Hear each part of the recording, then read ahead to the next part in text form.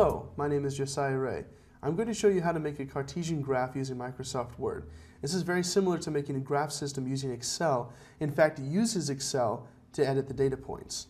So here we are inside of Microsoft Word, and it's pretty simple to insert a graph. We're just going to go to Insert and select Chart, and we want to scroll down to the XY scatter here, and we're just going to choose the first one and select OK.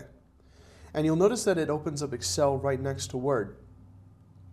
It's thrown in a few starter points for you to kind of get working with, and the values are shown labeled X and Y values. So it kind of does a lot of the work for you. To get a line in here, we're going to select the data points, and I'm just going to fill them in with sort of a few starters.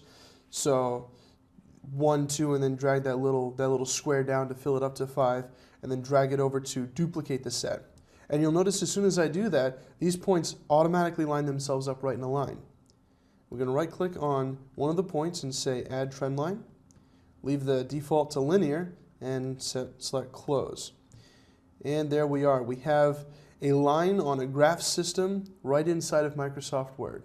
I hope you've enjoyed this video. I'm Josiah Ray.